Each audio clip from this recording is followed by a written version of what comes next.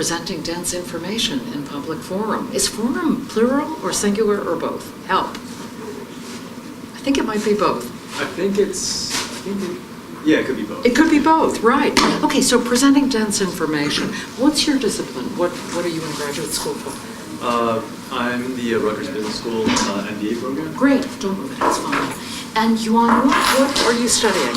I'm also from business school. I'm in the fourth year of my PhD program. My major is international business. Wow, fantastic. And you? What? I'm a graduate of Rutgers Business School. Fantastic. Concentration in strategy and leadership over business and marketing. Okay, alrighty. So 3 business people, essentially. Interestingly, dense information can mean something different in business than it can in a more academic topic. It means something different to everybody, but the focus of what we're going to do for the next few minutes is talk about how to make your point clear to people that don't necessarily have a deep background in your discipline, in your area of expertise. So that's what we're talking about when we say dense information in a public forum, in a public scenario. So a lot of people registered for this class, and just to give some background, most of them were somewhat confident about their public speaking skills, which is a good thing. How would all of you vote in terms of your level of confidence in your public speaking? Would you say somewhat confident, very confident, not so confident? What do you think? Somewhat. You want? I was hoping somewhat. Somewhat, okay. Yeah, between someone and not. Between somewhat and not. Okay, so the interesting thing about this is that if you look at the list of areas for improvement that people gave when they registered, every single thing on this list can be improved. These are all skills or capabilities that you can improve, and many of them just by practicing for a couple of seconds a day. Not by spending years and years of your life, but just by focusing on, this is what I want to improve, and giving it a few seconds of practice a day. Yeah, of course. So, will the PowerPoint be shared with us later? Yes, I'm going to get your email addresses and I will send you the PowerPoint. Okay? And I'll also, if you don't object, I'd love to sign you up for my newsletter as well. And I have a book for you. I have copies of a book that I wrote about public speaking, so don't leave without that.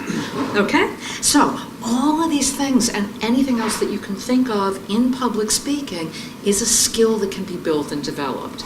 And the reason for that is that you have 2 things going on in public speaking. One of them is very natural, the other is very artificial.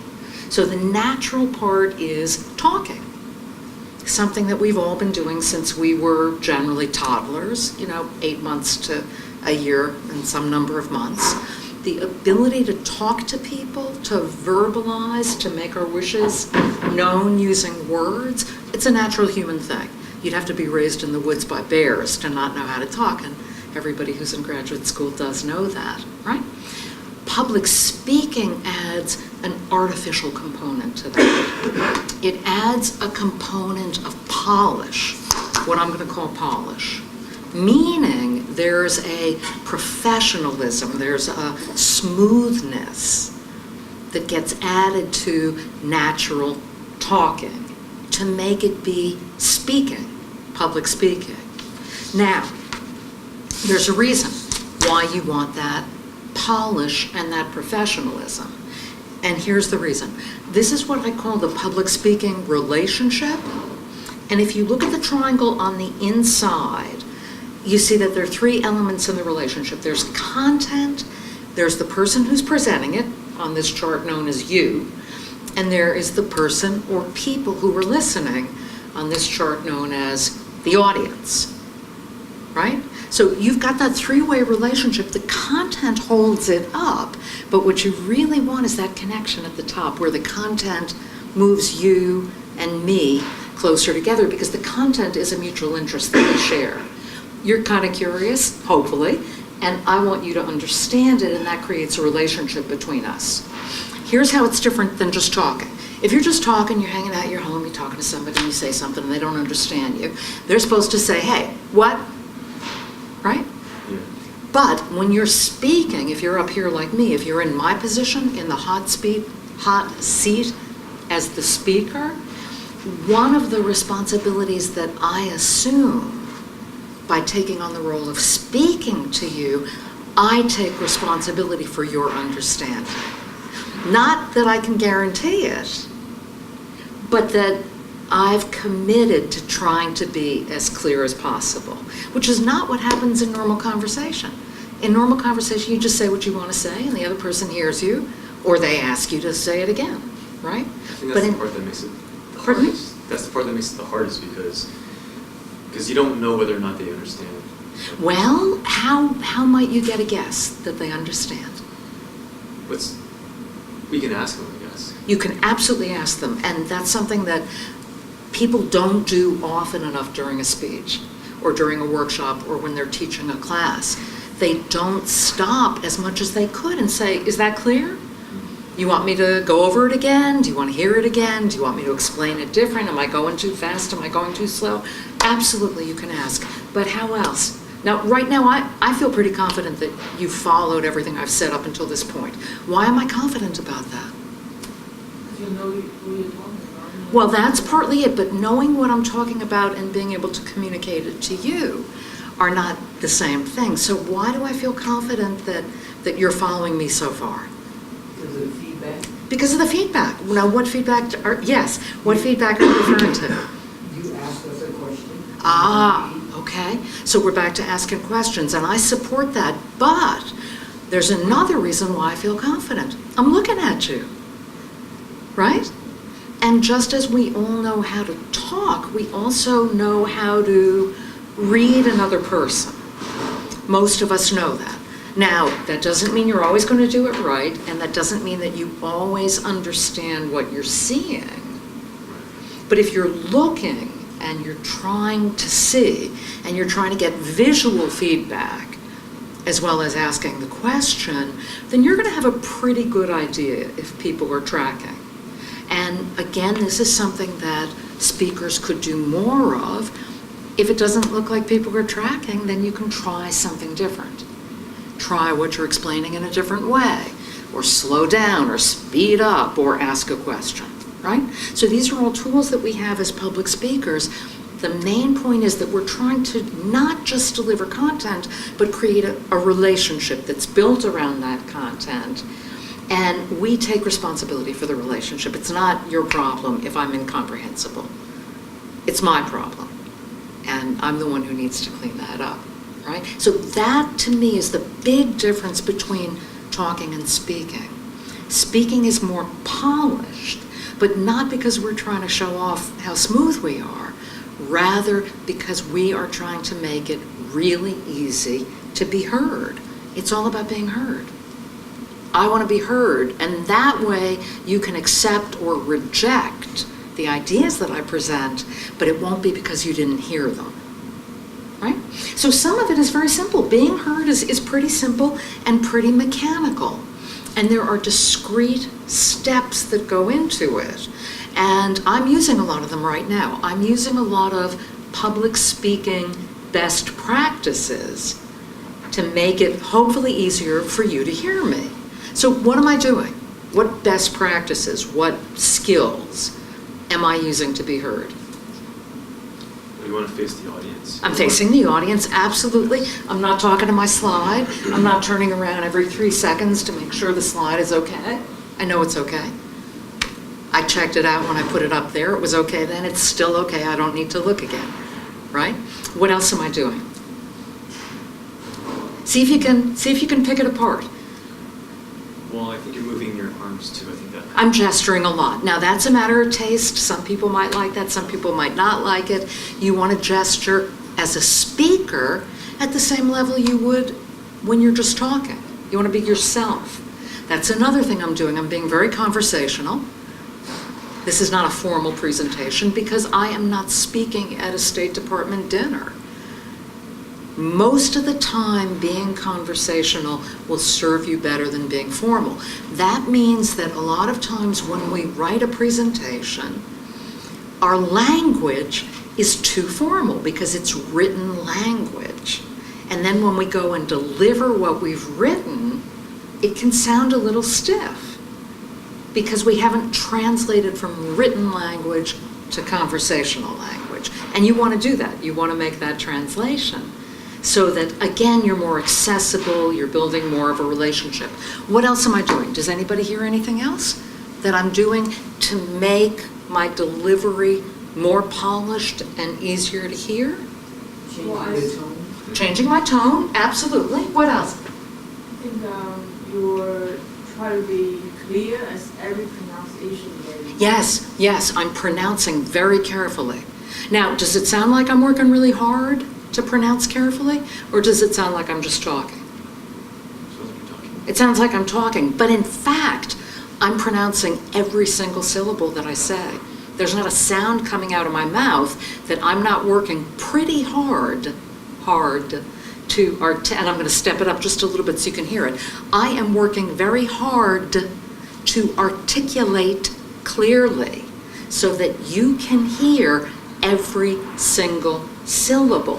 And when I say that I'm working hard, I mean physically. I'm using energy, physical energy, to produce clear sound. But because I'm just taking it down, see, what I'm doing right now is easy to hear. You can hear me working to articulate, right? But if I take it down a notch, then you don't hear it anymore. You don't hear the work, but you hear the pronunciation. Now, how do you get to something like that? Well, you practice. A couple of seconds a day, you practice articulating. And this is how you do it. Consonants are what gets articulated. Because you know what a vowel is. A, E, I, O, U, and sometimes Y. They're soft sounds. They have no edges. So you cannot articulate a vowel. Articulate means you're putting an edge on it. Well, you can't do that with a vowel because there's no beginning, there's no end, there's just this kind of soft sound thing. But consonants can be articulated like crazy. I call it chewing them up because you're using a lot of mouth action, just like when you chew your food. The physical energy of articulating your consonants is kind of similar to the physical energy of chewing your dinner. Just getting everything moving a little bit, which we don't normally do when we talk. So I want you to try something. Repeat after me. I'm going to make a sound, you repeat it, okay? Ba. Ba. Ba. Ba. Good. Spit it out. Ka. Ka. Ka. Da. Da. Da. Ga. Ga. Ja. Ja. Pa. Pa. Ta. Ta. And I think I left out ka. Ka. Ka. Great. Okay. So do you see how you can actually put a little bit more of an edge on your consonants by biting them off? That is how you articulate. So repeat after me. I am articulating. I am articulating. There you go. That's it. If you were to do that for 5 seconds, before or after you brush your teeth every morning, a couple of things would happen. First, you would be tuning your ear to the sound of a clearly articulated consonant. Second, you would be getting used to making that extra little bit of energy with your mouth. And third, you'd be creating the mind-body connection that is really at the basis of public speaking. See, public speaking is a physical discipline. You can think about it forever. You can read books, you can study, you can go to Toastmasters and listen, but if you don't get up and speak, then you're not going to get to be a better speaker. It's something that you learn by doing because it's physical. How many of you have ever been involved with a sport? Any sport? Yeah. Yeah. How many of you have ever played a musical instrument? Any instrument? Okay, so it's exactly the same thing in sports and music.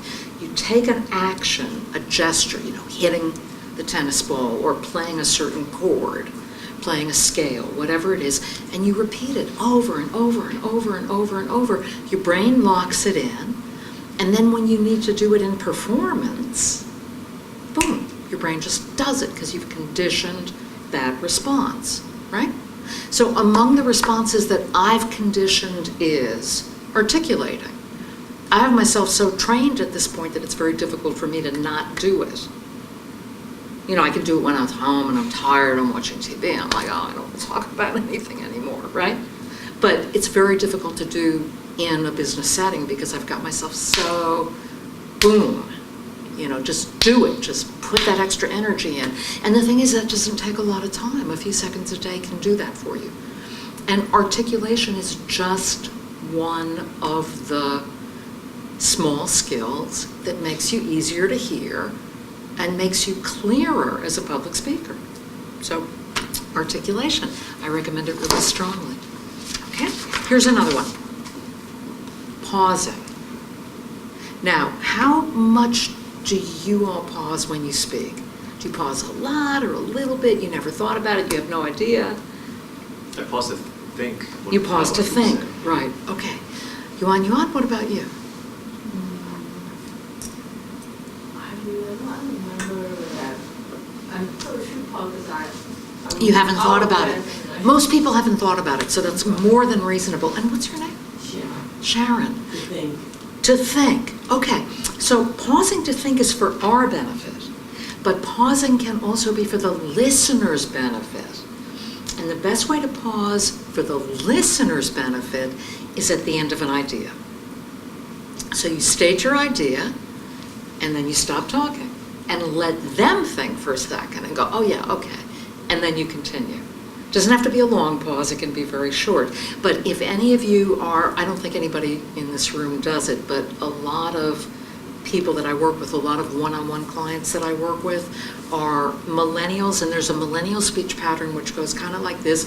You have something to say, so you start talking, and then you have a digression, and that goes right in, and then you think of something else that goes with it, and you add that, and then you kind of have to change topics a little bit, but you just kind of make a right turn and keep going, and pretty soon you talk for 3, 4, 5 minutes, and you haven't stopped, you haven't paused, and there's no way for anybody to take in what you're saying, and by the time you get to the end, they forgot what you said at the beginning, and this is not the best way to be understood, right? None of you do that. I can see. I think I do that. You think you do that? Oh, so when is this thinking pause coming? When you're pausing to think? After you do that, you stop and pause? Yeah, Because okay. then I feel like, I don't have anything to talk about, so then I talk about something else. But then I think about something else to talk about for the first point, so I go back to that. Okay, alrighty. So there's a lot of theories about why millennials have this conversation pattern. Not everybody has it. I'm going to say something like 80% of millennials. It's not good. I've obviously recognized it, but I haven't really. Well, but why isn't it good? You tell me. I mean, you're hearing my theory. Why do you think it's not good? Because when you start doing things like presenting, you can't really elaborate. Okay, definitely not good for presenting. Partly because you lose your place, but also because you don't have certain choices if you don't have a pause. See, the pause unlocks a lot of opportunity, a lot of choices that you wouldn't have within it. So for instance, if I'm really excited about something and then I want to take it way down, if I want to do that loud to soft thing, or if I want to talk really fast about something and then talk really slow, all those things that might add more drama or more interest, you can't do it without a pause. You can't pivot your sound without a pause. Also, a pause gives you an opportunity to check where you're going, like you said. Otherwise, you're going to run out of things to say. So a pause would allow your brain to catch up with your mouth, or vice versa, whichever is running ahead of the other, right? So pausing is a good habit to get into, not just for public speaking, but for any kind of communication. And this is a good chance to say something that I didn't say before, which is when I talk about public speaking, I'm not just talking about presentations. I'm talking about any business or professional communication, a phone call, a meeting, a one-on-one with your boss, your over-controlling boss, whatever it is, coaching somebody that reports to you, a brainstorming session, anything. If it has to do with work, I consider it public speaking, and the same rules apply. So this is not just about presentations. This is about how to be clear and deliberate and be heard and be understood in any business situation. And it's also pretty good for home. It's also pretty good for communicating with your roommate, your kids, your spouse if you have one, other family members, other friends. It's all the same stuff. Yes? It also slows down your speaking. Mm-hmm. You're articulating it also slows down. That's very what you're true. saying. Pausing and articulating slow you down. And this is a good thing because we're all going way too fast. We're all flat out all the time, right? So I want to try and exercise, and I know that's a little awkward without a lot of people in the room, but could everybody stand up, please?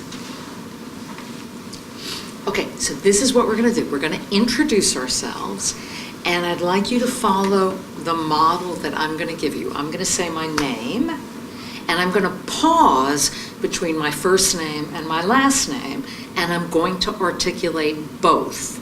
Because you know how people say, hi, my name is Jezra Kaye. Well, thanks a lot, right? That wasn't very useful. So I am going, you have wonderful posture. Sharon is a good person to emulate for posture. I'm going to say my first name, pause, last name, pause, and then I am going to tell you a fact about myself. And it doesn't have to be an interesting fact. I want any fact, your age, where you live. You don't have to tell me your weight, number of siblings, where you grew up, whatever you want, okay? So here's the model, and then we're all going to do it. My name is Jezra Kaye, and I have 3 younger siblings. Gerald. My name is Gerald Chow, and I'm currently a student at Rutgers Business School. Great, excellent. Yuan. My name is Yuan Lee. I'm currently also a student at Rutgers Business School. Great. Sharon? My name is Sharon Daughtry, and I'm currently a MBA graduate 2018.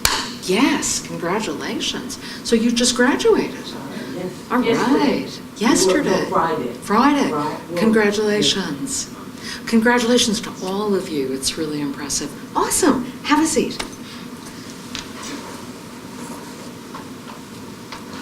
Now for this group, one thing I'm going to suggest that you work on in those 3 to 5 seconds a day, every morning before or after you brush your teeth. And by the way, there are 2 reasons I say to do your public speaking practice before or after you brush your teeth. One is that you probably brush your teeth every morning, right?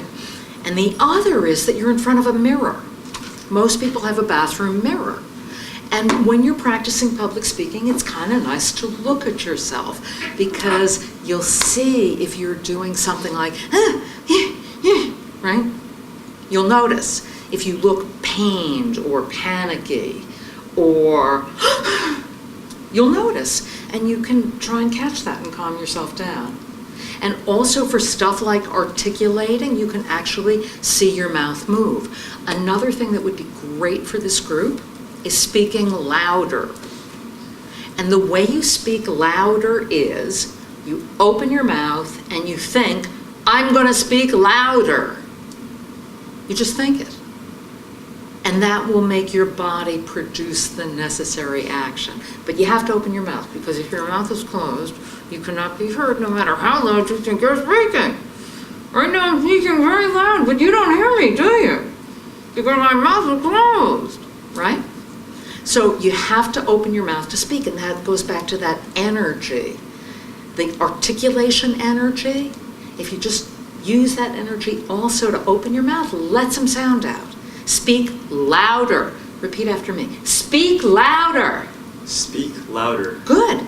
Now your turn. Speak louder. There you go. Your turn. Speak Louder. There you go. See, that was your practice for the day. Just checked it off. You practiced articulating. We just practiced speaking louder. If you did that in front of your mirror for 3 seconds before you brush your teeth, again, you're training your ear to hear a louder volume. You're training your body to make it.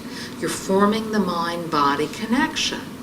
And next time you need to speak louder, you will have practice doing that, and it will come more easily. You may still feel ridiculous.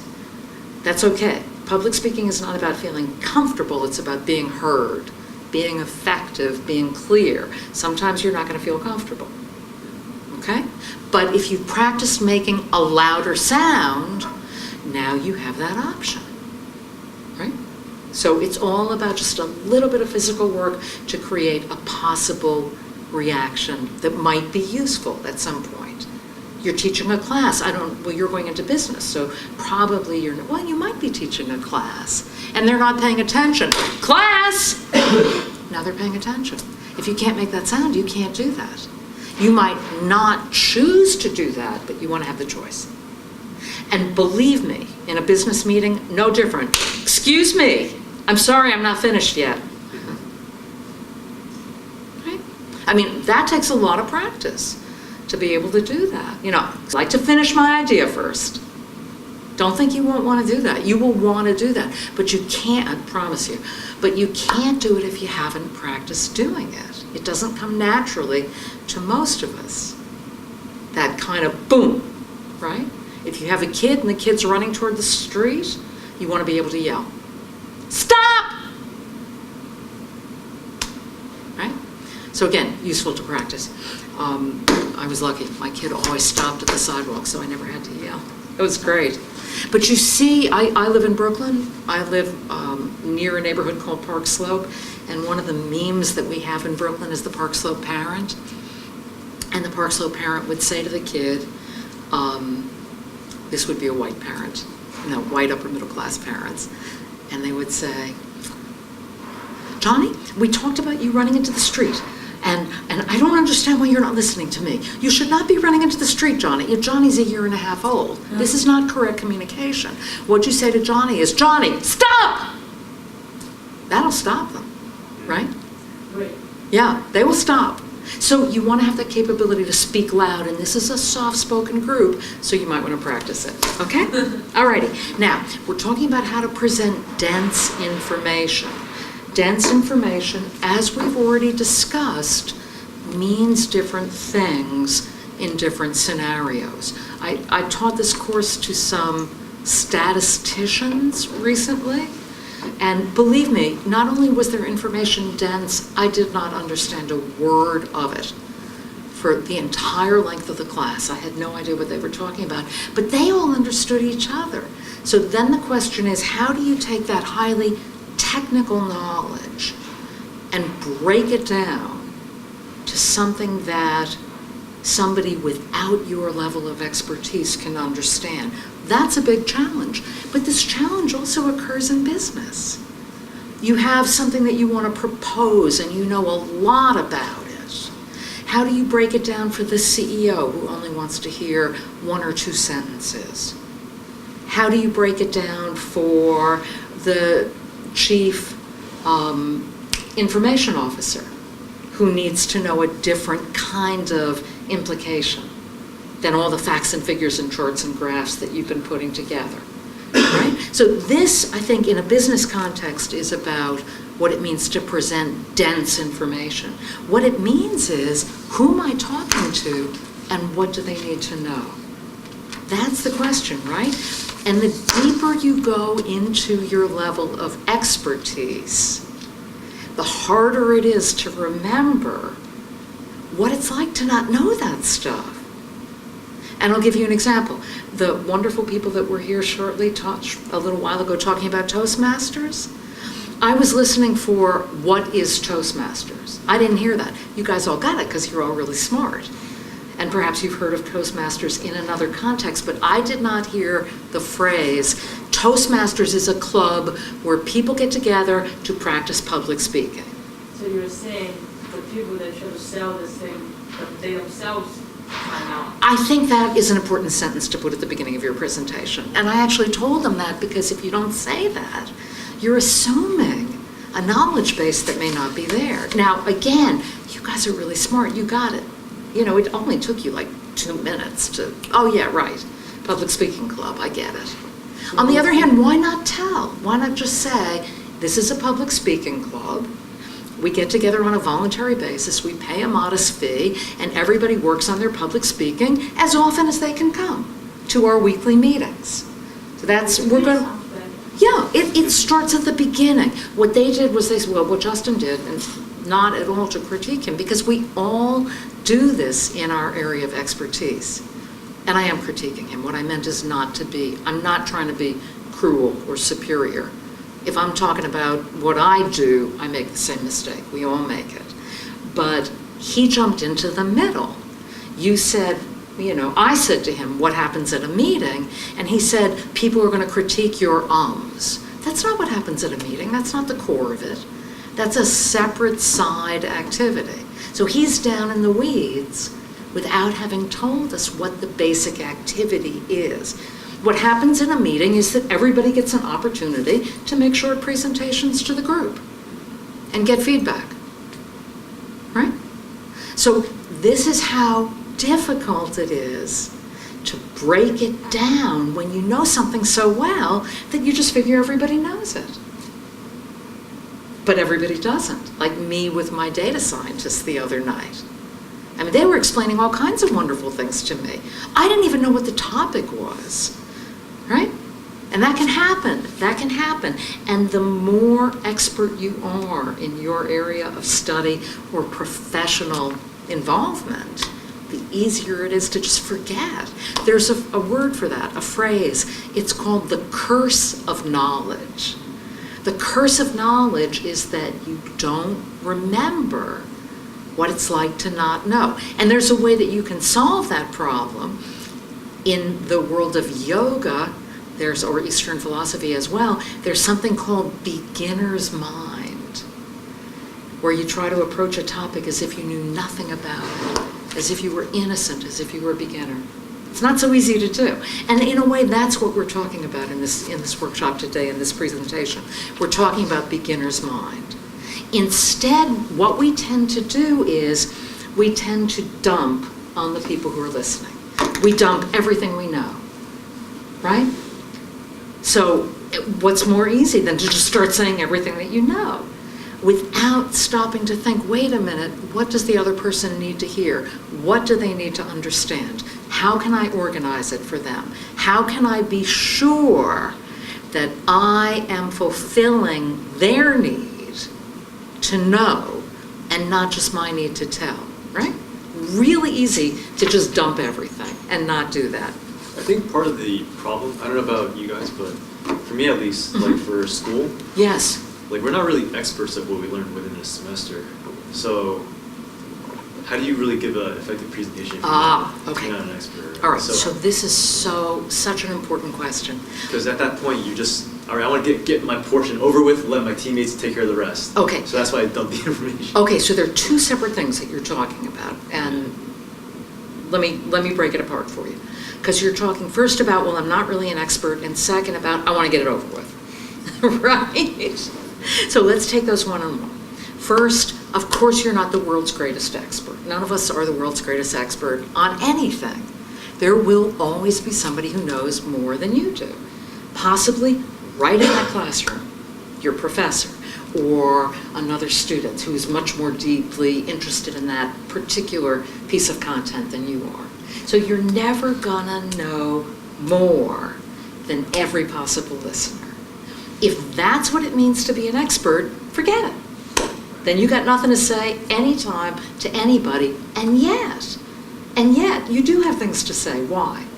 Because even if you are not the most knowledgeable, you bring a unique perspective based on your experience, based on your interests, based on the life that you've lived, the thoughts that you have. So without being the most knowledgeable person in the universe, you still can have something very valuable to say. And part of public speaking, to be a successful public speaker, you have to hold on to that. You have to discipline yourself to believe that you have something worth saying, even if you're not the most expert, right? Here I am working with these data scientists, and I have no idea what they're talking about, and I'm trying to tell them how to be more clear in their communication. I mean, that was very scary. And I said, you guys are scary, just scary smart. But I'm there to bring a perspective that they don't have. And if I let myself get overwhelmed and intimidated by the fact that they're such geniuses in a certain area, then I'm gonna freak out and not be able to bring my perspective. So you have to hold on to the idea that you bring value. There are many different kinds of value. being the most expert, the most knowledgeable. You know, it's like being the thinnest or the richest or the happiest or the most successful. Forget it, right? There is no such thing as being the most of anything, not in a world of 7 billion people. There's an expression, I have friends who lived in Beijing for 10 years, and they said that in Beijing there was an expression which was that in China, if you are 1 in a million, there are 1,100 people just like you, which is statistically accurate. And it really puts things in perspective, right? So the question is not, how can I be good enough, or how can I be the best, or am I expert enough? The question is, what do I bring to this conversation? And if you look for that, you'll find it. But it's a discipline. It's a lot of public speaking, I said it's a physical discipline. This is the mental part of the discipline. The mental part of the discipline is not freaking out, right? It's holding the position that I have something that's worth saying. And you do, because you're a human being. You're smart, you care, you're taking the class, you've got something to say. You do. We just know that. But sometimes it can be hard to hold on to that when you're in the hot seat.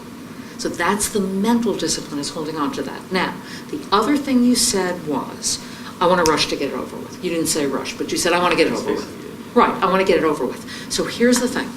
Rushing through it means that people can't hear you, you're not breathing, you're not present in the moment, you're not succeeding at communicating your thoughts, and so you're going to have a bad experience and feel like a failure.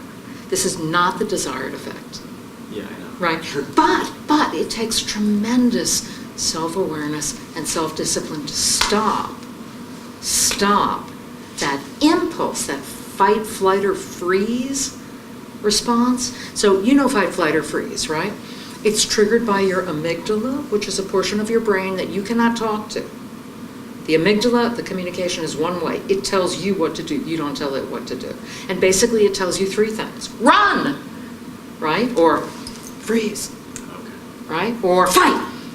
Those are the only 3 things it knows. So it's going to push one of those at you. So for you, it's run. Right? Flight. Get me out of here. Right? For other people, and this, believe it or not, is actually even more painful, the freeze response is even more painful for public speaking, because you choke. You can't, I can't say anything. I can't do anything. And notice I'm not breathing, right? That's even more painful.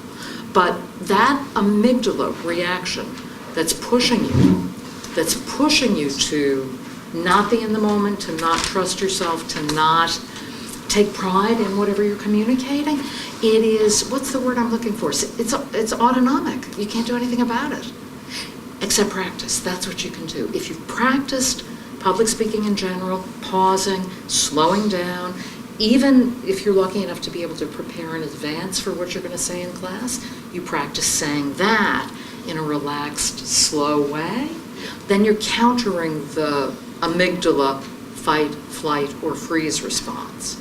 And that's good, because countering it in advance means that it will have less power in the moment. If you just throw yourself up there and you have no idea how to cope with it, that can be extremely unpleasant. Yeah. So that is what practice is for. It's for actually training yourself to resist that impulse, which is unpleasant. It really is. What are we going to do now? Right? But another part of that is remembering what you have to say. Because take your notes up with you. Do not ever memorize. Do not ever count in your memory, because part of the freeze reaction is your mind goes blank. Exactly. Yes, very painful. So, hello, what have I got right here? What are these notes? Because that's another thing when you're not an expert. You have to memorize that and at the same time do all the things you're talking about, like enunciating, gesturing. Well, you don't think about that stuff when you're presenting. Let me back up a couple of slides. I want to show you something. When I introduce this picture of the public speaking relationship, I'm in your way, aren't I? No, I'm good. You good? You can see? Okay. So we talked about the public speaking relationship, but we only talked about the inside triangle. Let's have a look at the outside triangle as well. The outside triangle is the public speaking process, right? Now, most people, when they're preparing a speech, they gather their content, big data dump, throw it into PowerPoint, hide, show up to give the speech, right? I mean, that's in business in particular, because nobody has any time, and also they're afraid. And who can blame them? It's scary. You know, this is not a criticism, right? So, when you gather your content, you've done the first step. You've done the prepare step. You've gathered it, you've organized it, hopefully you've tried to put it into conversational language, you've gotten rid of things that your audience doesn't need to hear. It's not something you do once, you got to look at it a couple of times. And this is a big problem in business. People sometimes don't even know they're presenting the next day until they're walking out the office at 7, 8 o'clock at night. And then by the time, you know, they go home and they have dinner and now they got to do a presentation, it's midnight, they're exhausted, they throw it in, they go to sleep, tomorrow they got to give it. This is very typical, right? So typical but not ideal. Ideally, you gather your content and then you try and deliver it, try and talk through it. Because it's speaking, you can't tell if what you have on the page is any good until you speak it. So you speak it and, oh, I think I'm going to move this and take out that, and I don't really like this other thing. And then you fix it up and you go away, you come back a day later, do it again, do it again, do it again. All of that is preparation. That's step one. Now we get to step two. So you've got content. You spent a little time on it. You're pretty happy with it. Is it the most brilliant content of life? No. Somebody else is going to be smarter about this. Is it the funniest or the most exciting? Probably not. But is it worthwhile? Yes. Because you took your assignment seriously and you have respect for what you're doing and for yourself and for your audience. So you know what? It's good enough. And you got to just hang on to that. Now, step two, practice. So you stand, and I recommend having a piece of paper, and you stand in front of a mirror and you talk. Talk to the mirror. You just pretend that the mirror is your audience and the person in the mirror is your audience, and you say, and now I want to tell you about how the public speaking relationship and the public speaking process fit together. Right? And you practice saying it really slowly. This is when you think about the pausing, the articulation. Now is when you think about it, and that's why on this diagram, next to practice, which is the second step, I've got the word you because this is where you're working on you. See, a lot of people think that when you practice public speaking, you're practicing words. You don't need to practice words. You know how to read them or how to interpret a bullet point. You know how to talk about an idea. You don't practice words. You practice how you want to be when you bring these ideas to your audience. Now, everybody has a different idea of how they want to be. I have a very clear idea of how I want to be when I speak to an audience. And if I asked you to describe me, you're going to have pretty good unanimity, along with every other audience I've spoken to for the last 10 years. You're going to describe me the same because I'm pretty clear about how I want to be. How do I want to be? I want to be smart. I want to be friendly. I want to be just a little bit unconventional, tiny bit edgy for an old broad, just a tiny bit, right? I mean, is that what's coming across? Well, surprise, it's coming across because I really practice bringing a certain feeling to whatever I present. And you do that long enough, it takes. I've been doing this a long time, so it takes. It's pretty reliable. I can pretty reliably know that I'm going to come across the way I want to come across. People may like it, not like it, whatever. But it isn't random. It's not going to be like some crazy thing that never happened before. That's practice. It gives you a little more control over how you act and how you feel in the presenting situation. And that is what practice is for. That's when you're articulating. That's when you're pausing. That's when you're taking ideas that don't flow naturally and working them out differently. So do you like work off a script or notes or something? I like to work off a script, but ideally what happens is, because I'm a writer, I like to write things out.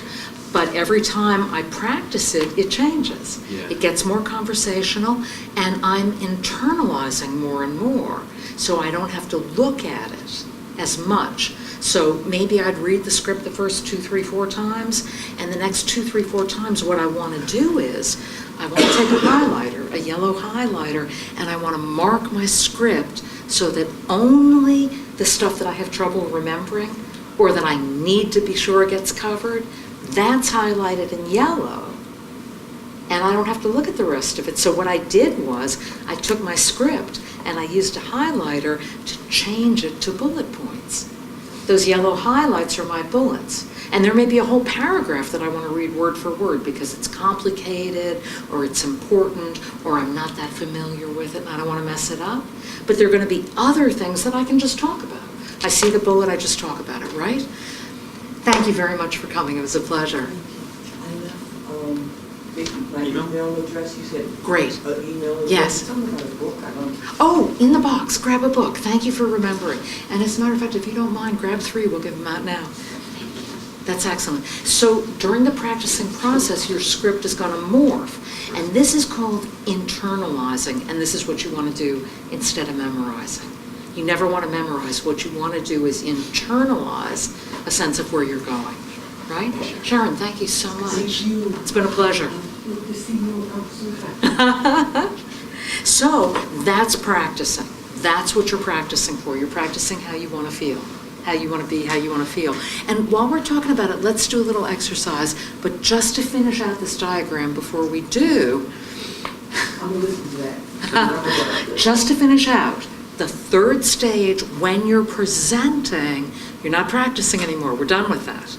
When you're presenting, you're just talking to people. This is the part where the relationship kicks in. And thinking about the people that you're talking to is what activates the relationship. So I'm articulating, but I'm not working on articulating. That's done. I'm not trying to articulate. I'm just doing it automatically because I've practiced it so much. What I'm doing, what I'm thinking about, where my energy is going right now is you guys. And just being grateful that you're here and wanting to talk to you and wanting you to understand and wanting to see if you have questions, right? Wanting to see if it's interesting to you. Really, at the presentation stage, it's all about the people you're talking to. It's not about practicing. It's not about you anymore. You want to lock that in before you get to the presentation, both as a general thing and specifically if you have the time with regard to a particular presentation, right? So that's how that works. So let's do an exercise. This character that I bring to my public speaking, I think of it as my public speaking avatar. And I told you who she is. She's warm, she's smart, and she's a little bit edgy, tiny bit edgy, right? Her name is Jezra Warrior Princess. So that's the character that you've been interacting with. That's the avatar that I've created to simplify all the little things that go into public speaking. I just rolled them into that one character, and now I only have to do one thing. Just be her. I don't have to do this plus that. I don't have to articulate plus pause, plus try and stand up straight, plus not make horrible faces, plus check for I don't have to do anything except just become my avatar because I've got everything rolled into that character. Does that make sense? The analogy that works for me is the superhero analogy. Are you at all into Marvel comics, superheroes, anything like that? Not really. Okay, so we have to find another metaphor for you. Are you into gaming at all? Online gaming? How could I categorize myself as if I'm presenting? Well, the question is the concept of avatar. Having an avatar, having a representative of yourself. Does that make sense to you? Yeah. Okay. I'm thinking about it because I Okay. think it's very important for me. It is important. Yeah. And by the way, chapter 1 in your books is about avatars, and it's a good chapter to read. And I will also send you some articles and handouts and things that you can look at about this along with the presentation, along with the slides. So the way to put your avatar together, it's really very simple. Write down 3 or 4 adjectives that describe how you want to be seen when you're speaking to an audience. So I gave you mine: smart, warm, edgy. I would write down those 3 adjectives. You might want to appear as confident or expert or funny or relaxed or sexy or anything that you want. What are 3 or 4 adjectives that describe the way you would like to be seen by your audience when you're speaking? And some of them may be aspirational. For instance, my avatar, the 4th adjective that I did not share with you is calm. She is calm, but I'm actually not. I'm actually kind of anxious and... Really? Yeah. Well, because you're interacting with my avatar, and she's calm. But trust me, if you could have seen me at midnight last night going, oh my God, what am I going to do tomorrow? Right? But you don't need to see that. You don't need that. I mean, you do. It's funny. It's funny, and it's human. We're all very, very, very complicated. We have 100 different qualities. But when you go to speak, you don't need all of them. Some of them are going to get in your way, right? Being anxious is not going to be helpful to me. But some people show anxiety more than others. That's right. But this, again, is the discipline, the mental discipline. Physical discipline, mental discipline. Mental discipline is that you make certain decisions. And one decision that I've made is that I am going to try to not show anxiety when I'm speaking. So when I practice, I don't just practice what I'm saying, I practice being Jezra Warrior Princess. And Jezra Warrior Princess is not anxious. So there it is, it's taken care of. As long as I can hold on to being her, right? And sometimes it's hard. Sometimes I'm home and I'm writing a speech or I'm working and I'm all like tearing my hair out. My husband will come in and say, where's your avatar? And I'll be like, go away! You know? She's not here, go away. So you can't always get it when you need it, but if you practice feeling a certain way, it's easier to feel that way in the future. So write down 3 or 4 adjectives. Plus, it's different when you're by yourself versus in front of a group of people. Right? Absolutely. But that's what oh yeah, the professors are tough. But that's what the practice is for. Yeah. So that again, you're creating this physical mental connection where you can tell your body to do certain things. And you've trained it, just like music, just like sports. You train and you train and you train and you train, and then you hope that you can do that thing under pressure. Yeah. And you can, more and more. Very difficult because that's why I was kind of looking like I'm in trouble. You can change them. This is for you. This exercise is for your benefit, so you can do it here and then go home and totally change your mind and pick something else. Sometimes it takes a little bit of thought and experimenting to find what you're happy with. But right now, what's your best guess? How would you like to be seen when you're speaking? I want to be seen as formal, open to knowledge. Formal, open to knowledge.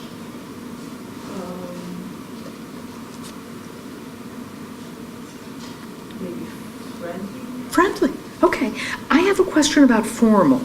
Do you actually mean formal or do you mean serious? So I think I set myself in a real scenario of the teaching. Mm-hmm. So I want to have. You want to have authority? Yeah. No? Gravity? So I try to. Like professional formal? Is that what you mean? Do you mean yeah, professional? In terms of like dressing code and. Okay, the way all right. that I think professional, I think Gerald has found, I think that might be a better word because formal can be a little bit stiff. And I don't think that's what you mean. That's why I think it's very difficult because if I be too formal, I think the students will be Right. like, the non-communicate with me, things that I'm not that Right. conversational.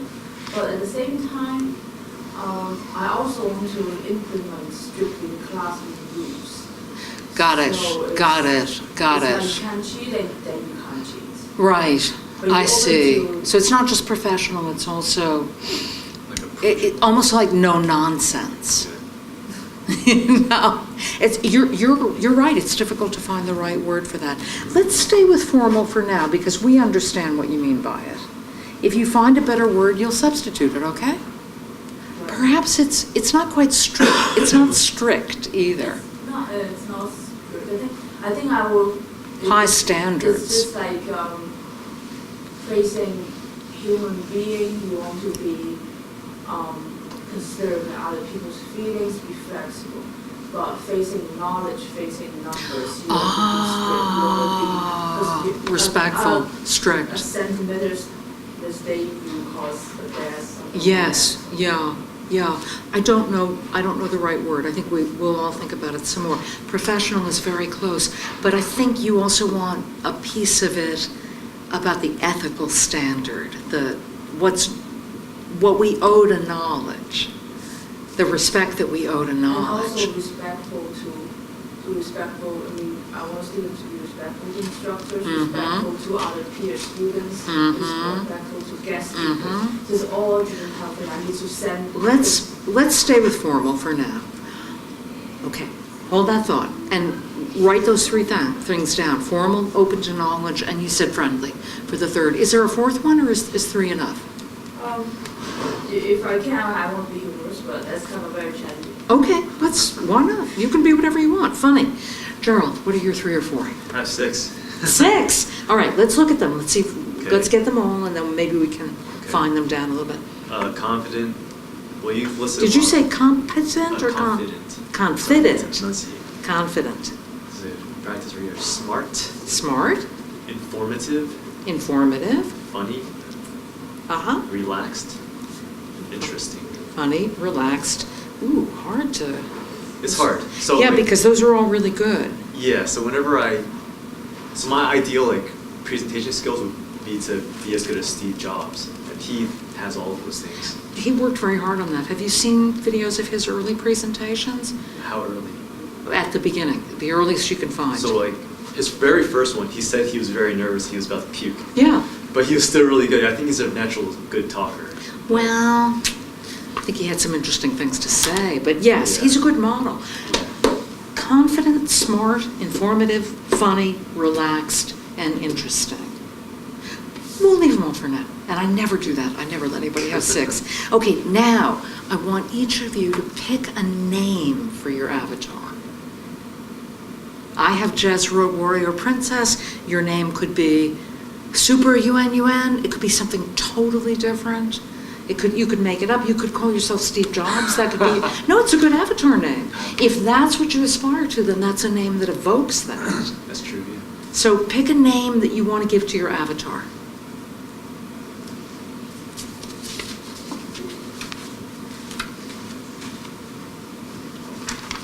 This is great.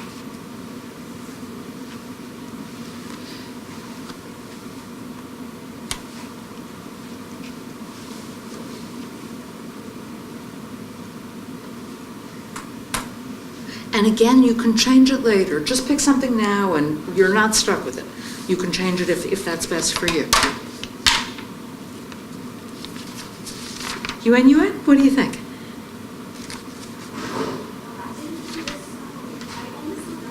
Learning friend. Learning friend. Yeah.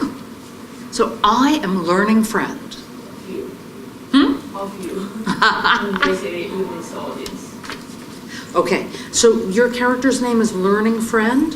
Right. Okay, so both of you stand up, please. Gerald, what's your character's name? Steve Jobs. Steve Jobs, Pretty- okay. it's So, like we're going to make what's called an avatar speech. And we're going to actually be doing 2 things at once with this speech. First, we're going to be practicing feeling like our avatars, but we're also going to be practicing a format called the instant speech format. And you can see it here. There's a key message followed by 3 supporting points, followed by a key message at the end that summarizes, right? So, I'll do it first, and then each of you is going to do it. I am, not I wish I was, I'm trying to be, wouldn't it be great to be, but I am. We're going to own it. I am Jezra, Warrior Princess. That's my key message. So that's my topic statement, right? I am warm, smart, and edgy. No, let me do that again. I am Jezra, warrior princess. I am warm, smart, edgy, and calm. I am Jezra, warrior princess. Now I want you to note two things. The key message is repeated at the end with the same words because we are reinforcing. And we're also concluding, and you want your conclusion to match your thesis statement, which was at the beginning. So, I am Jezra, warrior princess, or I am learning friend. I am knowledgeable. No, I am formal, open to knowledge, friendly, and funny. I am learning friend, right? Okay, pick up your notes so you can see them, and now you do it. Okay, and uncross your feet. I want you to be grounded before you start to speak, meaning feet below your hips, knees slightly relaxed, right? Because it's hard work, so you need to be physically grounded and ready, okay? And then I want you to breathe out, let go of some tension, breathe in, and then make your speech, okay? I am your learning friend. Yes, you're learning friend. I am friendly, open to knowledge, and formal. Yes. I am your learning friend. Yes, that was wonderful. Your learning friend, not just learning friend. Thank you. That was great. Really great. Tara? I am Steve Jobs. Yes. I am confident, smart, informative, funny, relaxed, and interesting. I am Steve Jobs. Great. Awesome. Thank you both. Have a seat. So one of the things that I want to send you, and if I forget to include this, please let me know, just a little article on how you can practice feeling like your avatar. Just how many seconds did that take? 3 seconds? 5 seconds? That's one of the things you want to practice in the morning in front of your mirror. But the trick is you want to feel it. You want to feel like what you're saying is true. Just pretend. Feel it. Right? And that again is creating that memory, that mind-body connection, so that when you decide to feel like your avatar, you can just feel it because you've been practicing feeling it. Do you see what I'm saying? And then that takes care of a lot. Like, for instance, clearly Steve Jobs pauses very effectively between each element of what he's saying.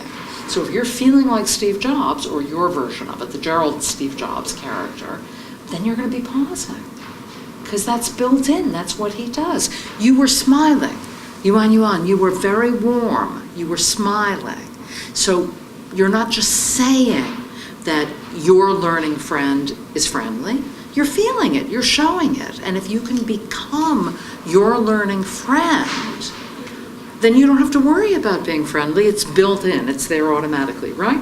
So this is one of the beautiful things about avatar practice, and it also opens the door to using the instant speech format for other things. And I will send you more information about that. But right now, I want to go back to dense information and some of the ways in which we can present dense information.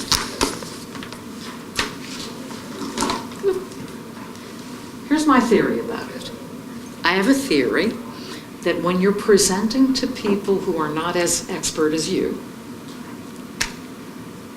even if there are people in the room who are, if there's anybody in that room who's not as expert as you, my theory is that they want to know 3 things first. And these are the 3 things that we forget to tell them. What is it? What does it do? And why do I care? Why is that important? Why is that useful? Right? These are things that experts often forget to tell us before they jump into the part of the discussion that they find interesting. How I improved it, why it's better than the other version, right? What's Toastmasters? What's Toastmasters, exactly. So if you were going to do this for Toastmasters, and I'm not a member of Toastmasters, but I'll rely on the knowledge of it that I do have, the meetings that I've gone to, I would say Toastmasters is a club. It's a voluntary club we get together and practice public speaking. That's what it does, right? This gives us an opportunity to work on our skills in front of a group. That's why it matters, why it's important, why it's useful. That's how I think you should start an explanation of something for a non-professional or non-expert, non-technical audience. Now, the example that I brought with me today is this. This is a clipboard. It is used to hold papers. And it's useful for taking notes if you don't have your phone handy, or you can pass it around a room and have everybody write on it. Okay? So that's my example. I'd like each of you to just pick an object somewhere in the room, grab something. You might have brought one with you, a bottle of water, you can use my book. That's perfect. That is perfect. Grab an object and we're going to present the object to each other. So since you have one in hand, why don't you go first, and you need to pick an object. Can be anything. Could be the one you're holding. There you go. Excellent. All right. So stand up first, please. And once again, before you start to speak, push your chair back so you have some room, or get in back of it. Either is fine. Okay, now before you start to speak, stand in a nice solid position. Settle yourself by breathing out, and all the way out. You want to, here, can you do this with me?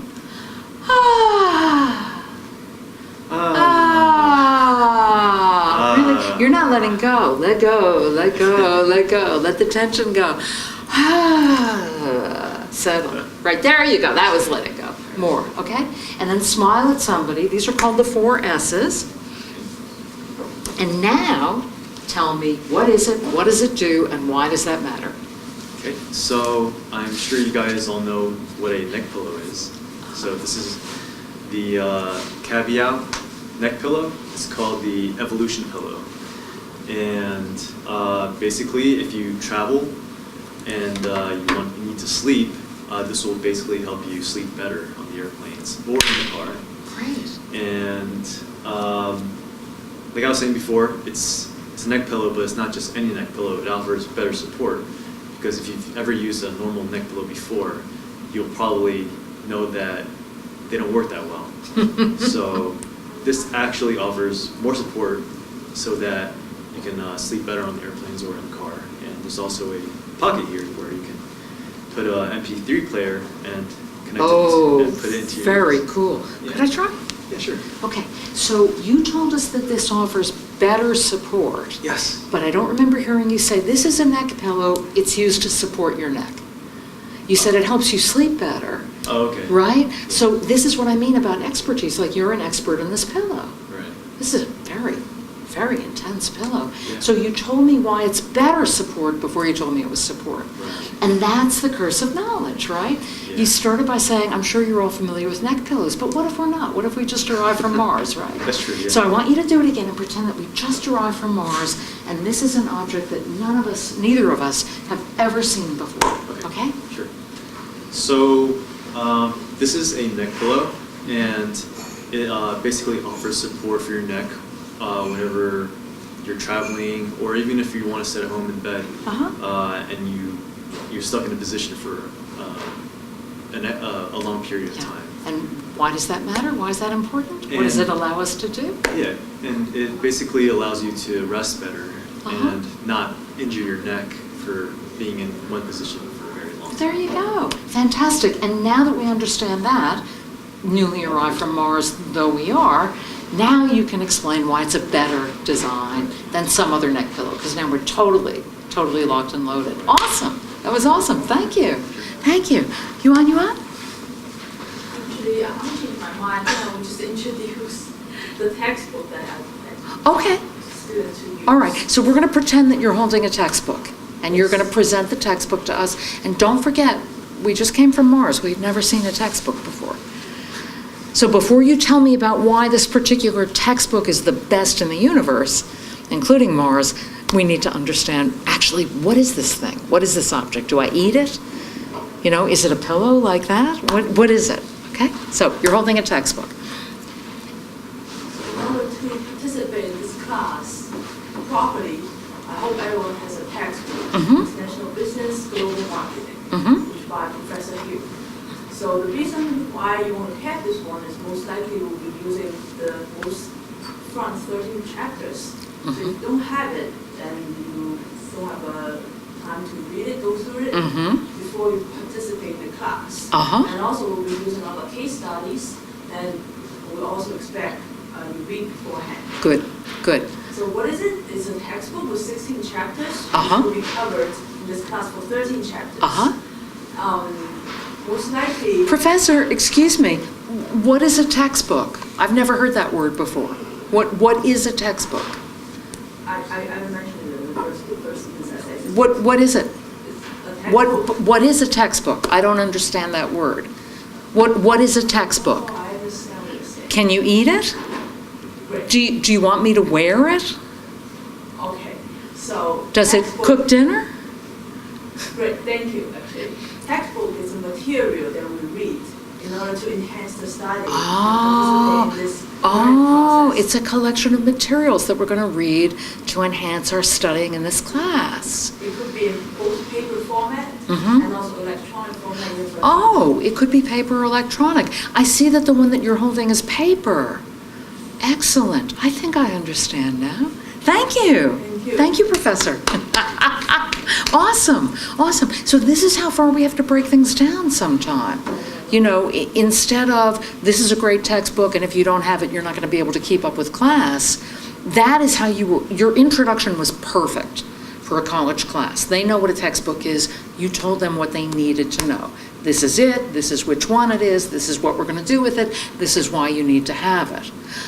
But for this exercise, we're stepping even further back and going, well, wait a minute, what does that thing do? It supports your neck. Why? So that you can sleep. What does this thing do? It's a collection of reading materials. Well, why? So that you can learn. It enhances the learning in the class, right? Great, great, awesome. Do you want to try it again? Pick another material? Or should we move on to the instance? But let's do one more. Let's do one more. Just because I think it's good practice to just break something down to the most basic level of understanding. Let me try another one too. All right. This is a water bottle. It contains water. And it's useful because you can take it wherever you go, and if there is not another source of water available, you will have water to drink.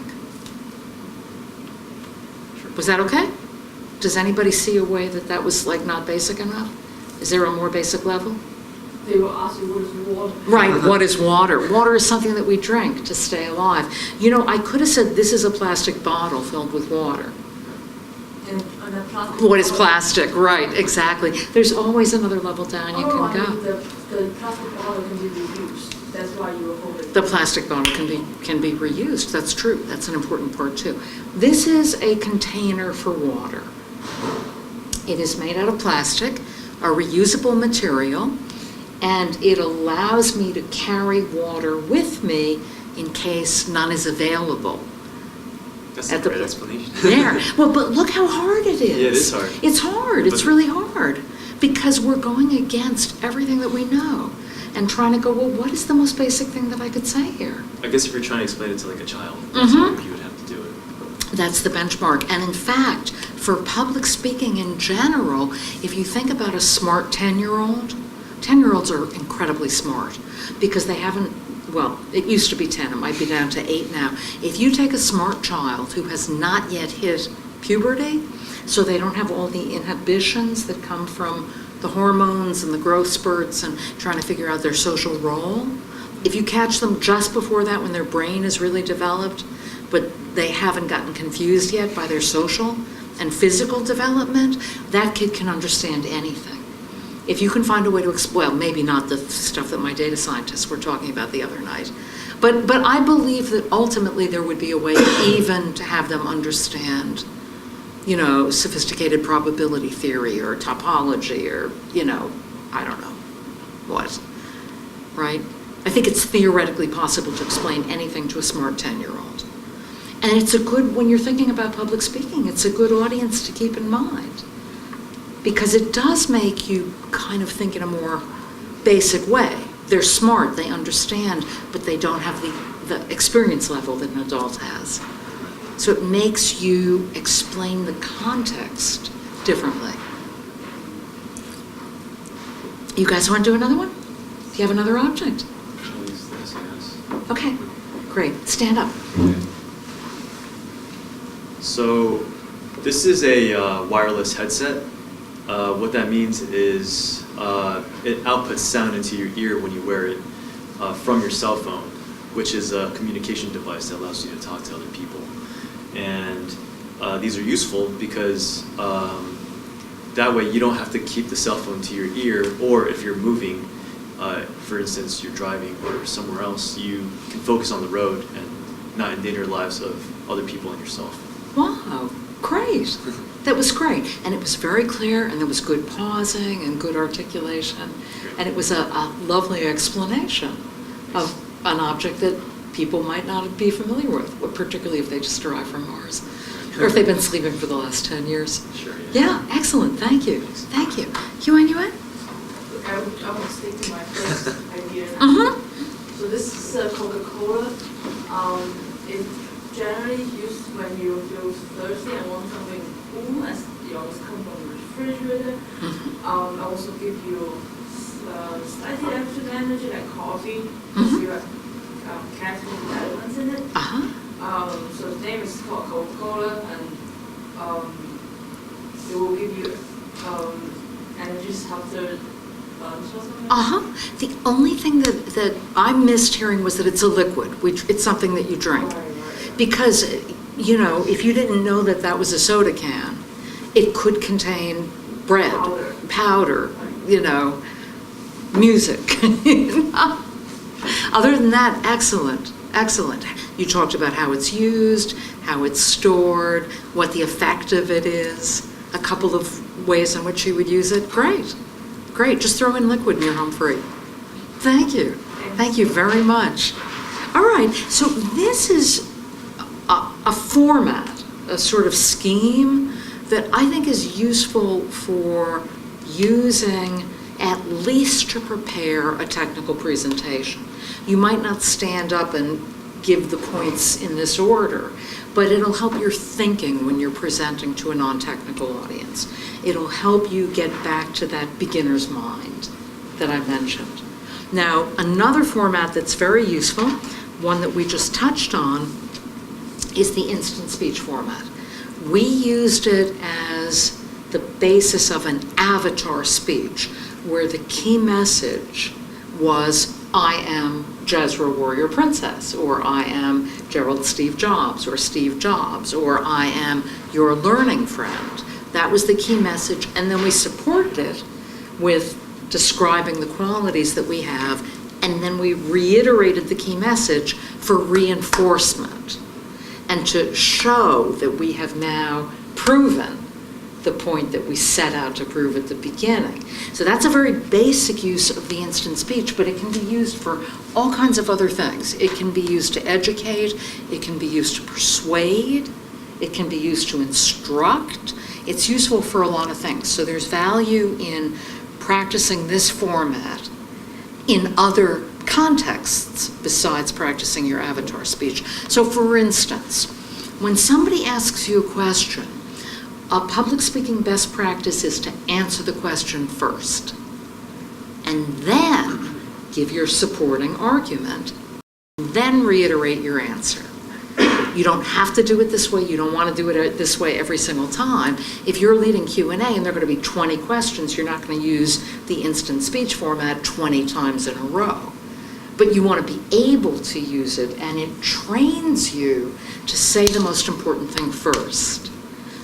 That's the best practice for answering questions, for speaking to senior leaders in business, because they're impatient often, and for putting together a presentation, because you want people to understand what your presentation exists to prove. So let's try that.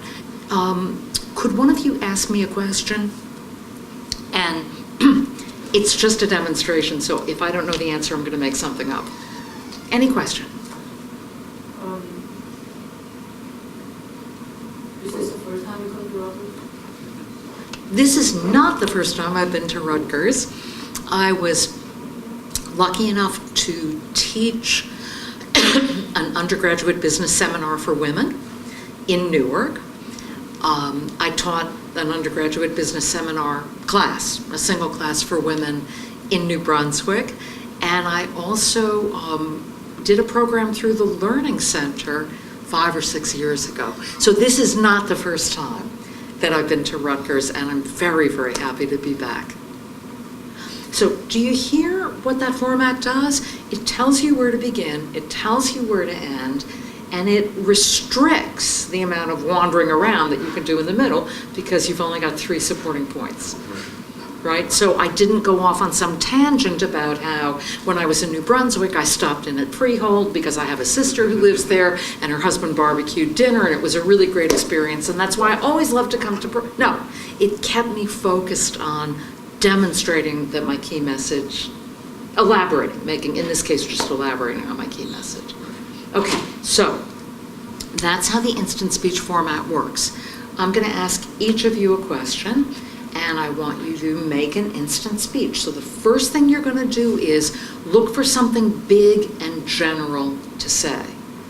Now, notice that the assignment is not to look for something brilliant and unique to say. Often in business, it's just important to speak and be heard, even if what you're going to say is not the result of 6 months of research and deliberation. If you're in a meeting, it's important that you be heard. It's important that you be recognized as a contributing member of the team. So getting in the habit of just saying something is important, and the instant speech format is a good way to practice doing that. So hang on.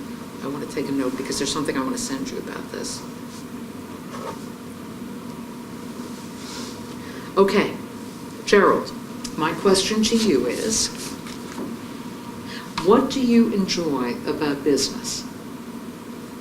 Now you want a high-level, general, stake in the ground message. Sure. The thing that I enjoy about business is the ability to, that allows you to sell a product that you're really interested in. Okay, now you're going to tell me 3 things about that. Okay. The thing about selling a product that you're really interested in is that, number one, you believe in it. Mm-hmm. So you're selling a product that you really think will benefit and add value to society. Uh-huh. Number 2? Number 2 would be that the value, the product will be of value, so it should generate enough money for you to sustain the business. Uh-huh. And number 3? And then the third one, part of why I enjoy business is, I said a lot of ums in that. So that self-critical voice Yeah. actually took a train of thought It did, yeah. and stopped it right in its tracks. See how that works? Plus, I couldn't really think of the third one. Right, okay. So I'm going to say that perhaps your key message was a little too specific. Oh, okay. So, and I think my question was a little too specific. So rather than say, what do you enjoy about business? Yeah. Well, actually, that's actually not that specific. You know, you could have said, I like, selling a valuable product, or the thing that I enjoy about business is selling products. I like selling valuable products, I like selling products that I believe in, and I like selling products with other people. So what I enjoy about business is selling products. Right? Something like that? Oh, yeah, I just thought of a third one, but what is it? What is it? The ability to interact with people. There you go. All right. Now, do you remember what your key message was? Yeah, that's why I enjoy business. The thing that I enjoy about business is selling valuable products. Right, or is that it gives you a chance to sell valuable products. Right? Okay, so you want to be sure to hang on to that key message. Let's try an easier one. Sure. What's an activity that you enjoy? An activity I enjoy would be basketball. Okay, there's your key message. You just said it. An activity that I enjoy is basketball. Right. Now tell me 3 reasons, or 3 types of basketball, or 3 seasons, or 3, whatever, anything. And the reason why is because it allows you to stay physically fit. Mm-hmm. It teaches you to analyze your your weaknesses and build upon them. Mhm. And then the third is that you work together in a team, so it helps you develop your teamwork skills. Great. So for all those reasons, an activity that I enjoy is basketball. Right, yeah. Say it. And for those reasons, the activity that I enjoy is basketball. Awesome. That was great. Great. Yuan, what's an activity that you enjoy?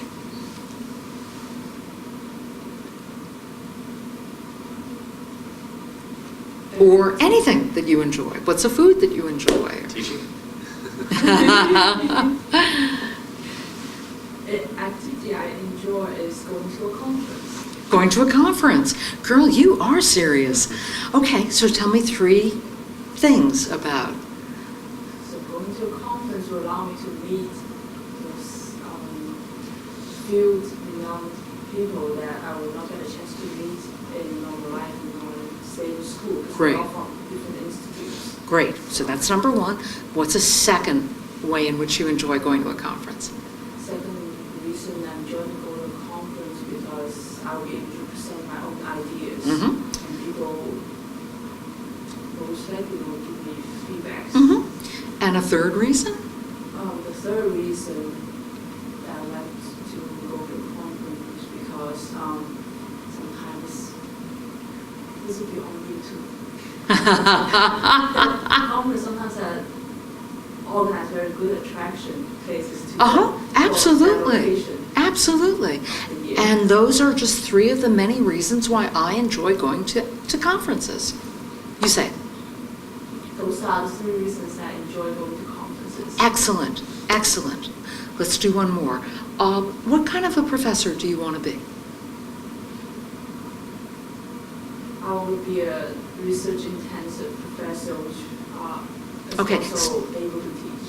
Okay, good. Okay, I thought you were going, never mind what I thought. Okay, so tell me 3 things about that. So first, this professor needs to be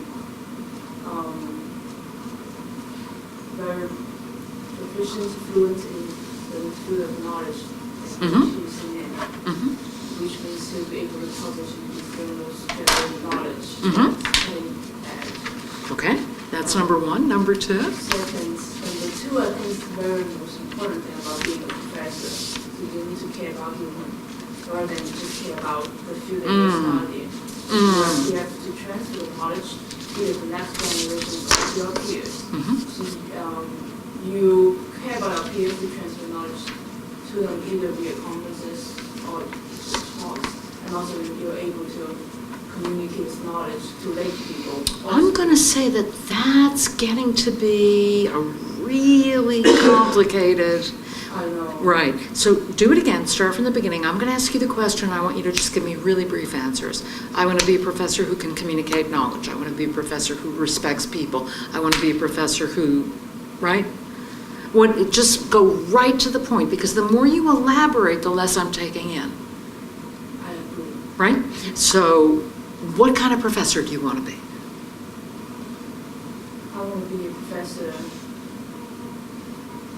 But wait, those 2 sentences we were just talking about communicating with people and communicating knowledge, respecting people, that's the supporting point. Right, exactly. That's not the key message. Right. The key message is I want to be a professor who does in-depth research but also teaches. Okay, so that didn't change, okay, good.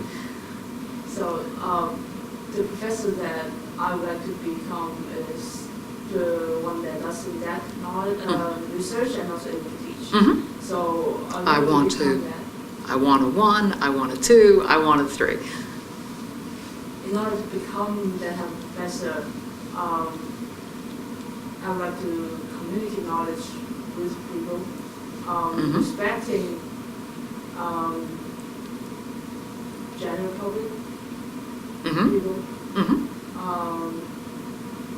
also be able to generate interesting ideas. Care about people. Great. So I want to be a professor who?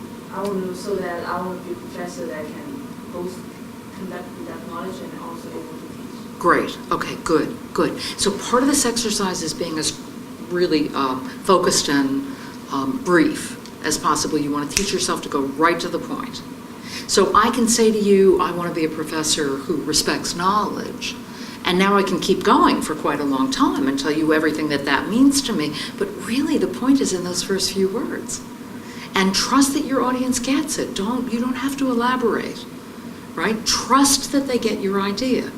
I want to be a professor who respects knowledge. That's an interesting idea, and it's very clear. And if you want to elaborate, pause, stop your thought, end your sentence, pause, and then tell me something else. But don't just keep going because you're not sure that your idea stands alone. That may not have been what happened with you, but I had that feeling that you felt like you just needed to tell me more. That happens a lot. Right. I know that I can never answer people's questions. Okay. Like, so they ask me something that... But trust that a very simple idea will be sufficient. When you answer a question, you want to give the simplest answer that you can, and then check with the person and see if they need to hear more. Right. Now, see, you weren't really looking at me when you were going on. If you had, you would have seen that I picked up my papers. I know. Pretty clear sign that I'm losing interest. That's a pretty good time to stop, right? But it's easier to stop if you've already stopped. It's hard to stop in the middle of a long discussion. You have to trust. And this is a problem not just in academia, but often in business you'll hear too, that people just state their idea and then they just go on and on and on. And I'm like, wait, what was the idea? What was it you were trying to say? So let's break it down to something even more basic and try this exercise again. Gerald, what's your favorite color? That's a complicated question. Okay, let's give you a simple question. So can I Okay, all right, but make your complicated answers really simple and Sure, yeah. focused. I can't break down the points because. Okay, what's your key message? It might be, I have no favorite color. My favorite color really depends on my mood. Okay, good. Now give me 3 examples. If I'm feeling like going out into like a natural habitat or something, my favorite color would then be green or blue. If I'm feeling fashionable, then my favorite color would be red. And if I'm having like a dark, gloomy day, my favorite color would be black. That's why it's My favorite color. My favorite color depends on what my mood is. That's awesome. And you almost didn't do it. Yes. You almost didn't do it because something popped up in your head, some little voice that said, "Oh, not good enough," right? Well, But it was great. But I'm not really good at off the cuff talking. Why do you 'Cause- say that? You just gave a great off-the-cuff speech.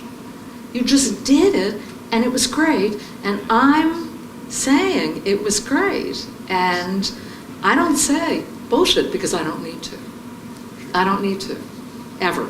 Well, if that was Ever. really that great, I could have just said it without saying, hold on a second. No, see, this I is, think of that. okay, so understand that voice is completely full of shit. So you're going to listen to it or you're going to listen to me? That's a choice that you can make right now.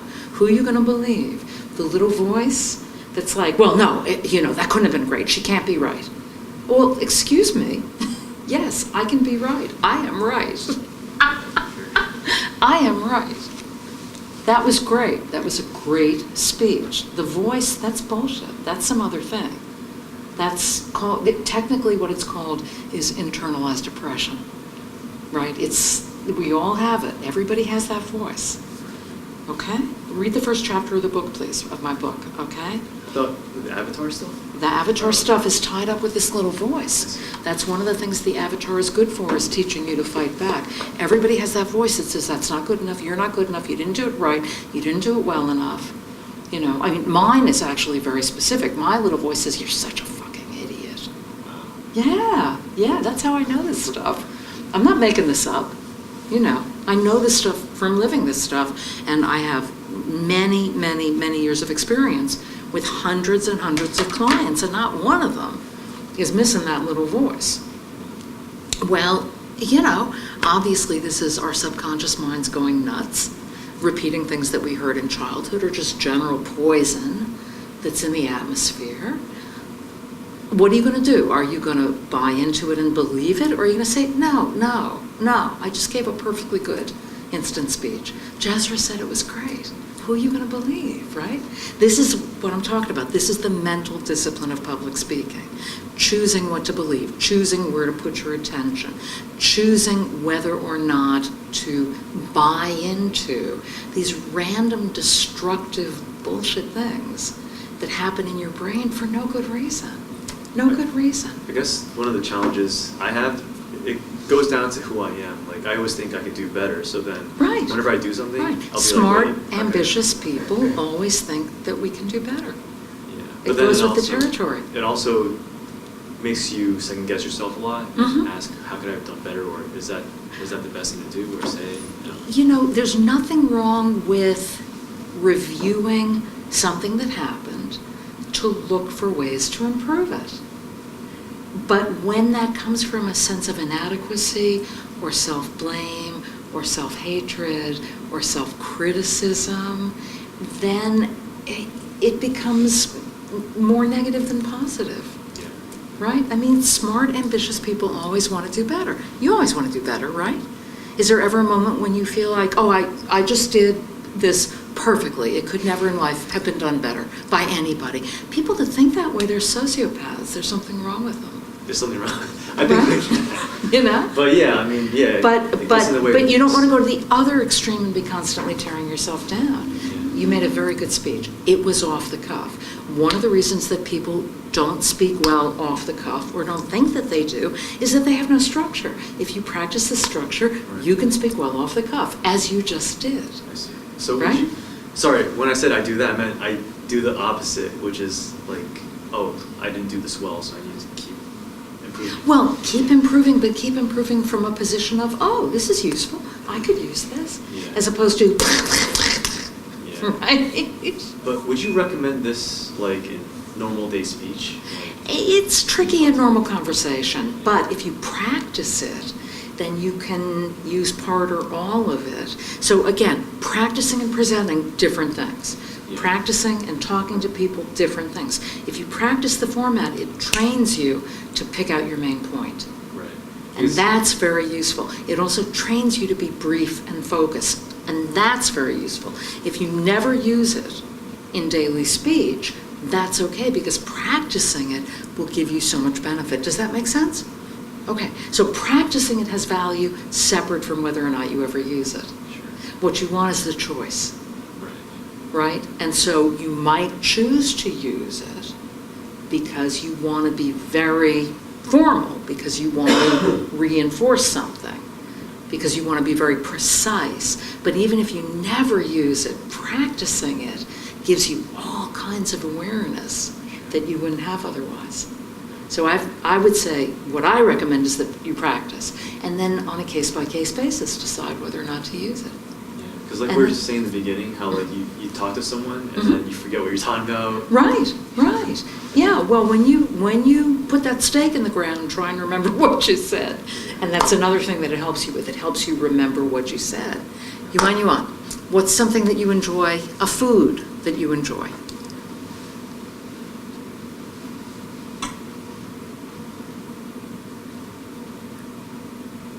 I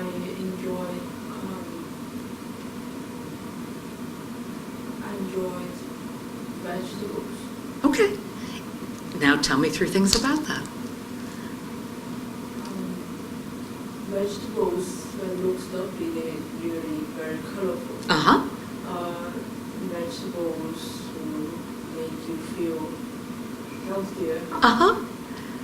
Vegetables also can taste. Yeah, and that's why. That's why I enjoy eating vegetables. There you go. Fantastic. Fantastic. So that's the exercise, and I recommend it to you. It's good for so many things. I'll send you some materials about it. I'll send you some things to read. And I think you guys did great, really great. Not easy being the entire class, but you've been wonderful. I think we can wrap up 4 minutes early. We've earned it. We've worked hard. You guys have been wonderful. Is there anything else that you want to know or anything else you want to discuss before we wrap up? And you're also welcome to be in touch with me if you'd like. You can always drop me an email if you have a question or something you want to talk about. Sure. Is your email listed? It's not, but I'll give you my card. Oh, great. I guess I had a general question, like, Sure. regarding like storytelling, do you ever think like Uh-huh.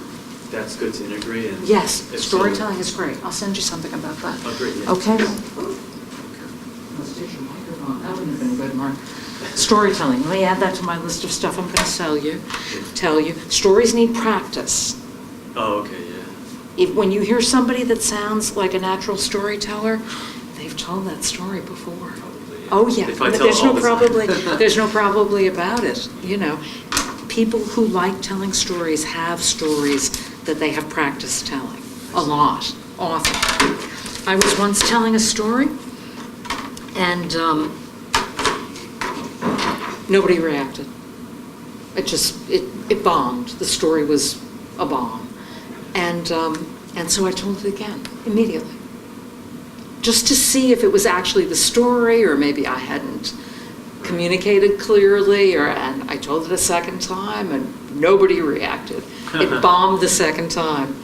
And I thought, okay, that's a pattern, you know? Yeah. That needs more work. That story's not ready for prime time. Gotcha. Right? Stories are a fascinating world unto Yeah. themselves.